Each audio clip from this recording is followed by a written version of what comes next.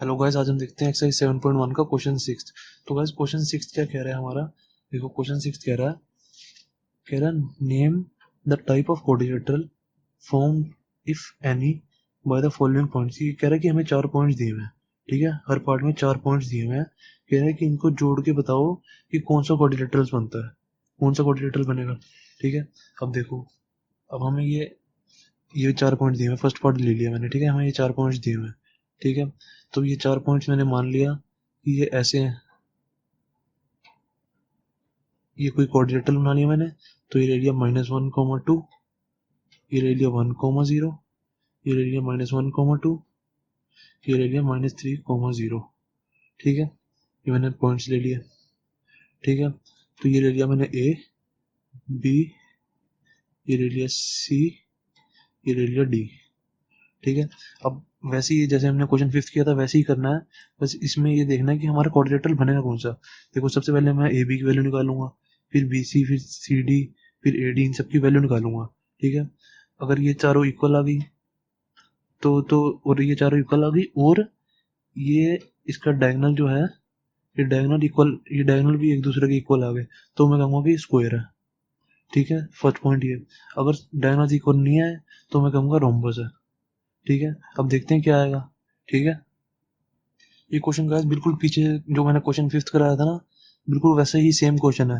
देखो, मैं इसके सबसे पहले क्या करूंगा, ए बी की वैल्यू निकालूंगा। इसको मैंने ले लिया x1, इसको ले लिया y1, इसको ले लिया x2, इसको ले लिया y2। ठीक है, ऐसे ऐसे ले लिया इसको मैंने।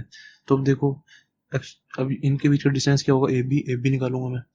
सबसे पहले लिख दूंगा डिस्टेंस का फॉर्मूला। ठीक है, ये लिखना जरूर है हर क्वेश्चन में, नहीं तो मार्क्स पक्का कटेंगे। x2 माइनस x1 का स्क्वायर प्लस y2 - y1 का स्क्वायर। ठीक है, तो ए बी क्या होगा, under root x2 minus x2 कितना हमारा -1 और x1 कितना है 1। ठीक है, का whole square plus y2 - y1 कितना हमारा 2 -0, y1 0 है हमारा, का whole square is equal to कितना आ गया हमारा -1 कितना होता है -2। सबसे पहले यहाँ पे रूट लगाऊंगा, -2 का स्क्वायर प्लस 2 - 0 2 का स्क्वायर इज इक्वल टू कितना आ गया हमारा, ये 2 का स्क्वायर 4, ये भी 2 का स्क्वायर 4। तो 4 + 4 √8। ठीक है, √8 आ गया हमारा ये। तब ऐसे ही मैं बी सी की वैल्यू निकालूंगा, ऐसे ही मैं सी डी की वैल्यू निकालूंगा, ऐसे ही मैं डी ए की वैल्यू निकालूंगा।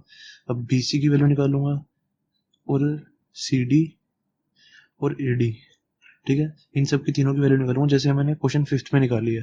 ठीक है, क्वेश्चन 5 जैसा बिल्कुल सेम क्वेश्चन है। ठीक है, इसलिए मैं आपको ये पूरा नहीं करा रहा। अब आप ये वैल्यूज निकालोगे यहाँ पे ऐसे ही अंडर रूट में रख के। ठीक है, ये भी √8 आएगा। ठीक है, सी डी की वैल्यू निकालोगे ऐसी फॉर्मूला में रख के, इस वाले फॉर्मूला में रख के, तो ये भी √8 आएगा और ये भी √8 आएगा। ठीक है, जब चारों √8 आ जाएंगे तो हमारा या तो स्क्वायर होगा या तो रोम्बस होगा। तो ऐसे ही हम सिमिलरली पिछले क्वेश्चन में जैसे हमने किया था, अब इसके डायगोनल्स निकालेंगे। ठीक है, डायगोनल्स कैसे निकालेंगे, ए सी निकालेंगे और क्या निकालेंगे, ए सी और B D sorry, B D. ठीक है, ए सी हम निकालेंगे। देखो, मैं अब आपको ए सी निकाल के दिखाता हूँ। ए सी आएगा अंडर रूट, ए सी को इसको मैं x1 y1 ले लेता हूँ। ए सी निकाल रहा हूँ मैं, ए सी तो फिर ये हुआ ना ए सी, तो ये इसको ले लेता हूँ x2 y2। ठीक है, ये और ये ले लिया मैंने। ठीक है, अब ए सी की वैल्यू निकाल रहा हूँ, ए और सी की, इस वाले डायगोनल की। ठीक है, तो x2 कितना है -3 माइनस x1 कितना है 1 का होल स्क्वायर प्लस 0 - 0 का y2 - y1, तो 0 - 0 ही हुआ का होल स्क्वायर। ठीक है, तो ये कितना आ जाएगा अंडर रूट -3 - 1 कितना हो जाएगा -4 का होल स्क्वायर प्लस 0 - 0 तो 0 होता है, लिखने की जरूरत नहीं है। तो अब देखो, ये मेरा 4 -4 का स्क्वायर है, तो ये क्या हो जाएगा हमारा -4 × -4 हमारा हो जाएगा 16 हो जाएगा अंडर रूट। ठीक है, तो 16 को हम ये भी लिख सकते हैं 4 का स्क्वायर अंडर रूट, तो स्क्वायर से रूट कैंसिल हो जाएगा, तो ऐसे कितना आ जाएगा हमारा 4। ठीक है, अब ऐसे गाइस आप अभी ये कहते कि मैं ये रूट से स्क्वायर ये भी ऐसे काट सकता था, पर अगर मैं ये काट देता तो आप कहते कि ए सी इक्वल टू हमारा -4 आएगा फिर। पर ए सी की वैल्यू हमारी कभी भी नेगेटिव नहीं हो सकती क्योंकि ये तो एक डिस्टेंस है ना AC। तो फिर अगर आपने ये ऐसे डायरेक्ट काटना है तो भी माइनस की वैल्यू आप डायरेक्ट हटा सकते हो, ठीक है, तो भी AC की वैल्यू 4 आएगी, ठीक है। तो AC की वैल्यू 4 आ गई हमारी, AC की वैल्यू। अब ऐसे ही हम BD की वैल्यू निकालेंगे, तो BD की वैल्यू भी हमारी 4 ही आएगी, ठीक है, BD की वैल्यू भी हमारी 4 ही आएगी। तो हमारी देखो चारों साइड्स इक्वल आई हैं, ठीक है, और डायगोनल्स भी इक्वल आए हैं, तो क्या कहेंगे हम, वही कहेंगे कि स्क्वायर है ये, ठीक है, स्क्वायर प्रूव हुआ ये। जैसे मैंने क्वेश्चन 5th में कराया था बिल्कुल सेम टू सेम क्वेश्चन है ये, ठीक है, इसलिए नहीं मैंने कराया, वरना मैं करा देता, मेरे को तो कोई दिक्कत नहीं थी। अब गाइस देखते हैं इसका सेकंड पार्ट। गाइस इसका सेकंड पार्ट भी वही है, ठीक है, हमें 4 पॉइंट्स दिए हुए हैं। अब इन 4 पॉइंट्स को मैंने ऐसे कोई भी क्वाड्रेटर बना के ये 4 पॉइंट्स बना दिए, ठीक है, 4 पॉइंट्स बना दिए ऐसे, कोई भी पॉइंट्स आप कहीं भी दे सकते हो, ठीक है। मैंने -3.5 A को दे दिया, B को 3,1 दे दिया, 0,3 C को दे दिया, और -1,4 D को दे दिया, ठीक है। इसको मैंने A B C D ऐसे दे दिया, ठीक है। अब गाइस वैसे ही सिमिलरली हम AB की वैल्यू निकालेंगे, वैसे ही BC की, वैसे ही CD की, वैसे ही AD की वैल्यू निकालेंगे, ठीक है।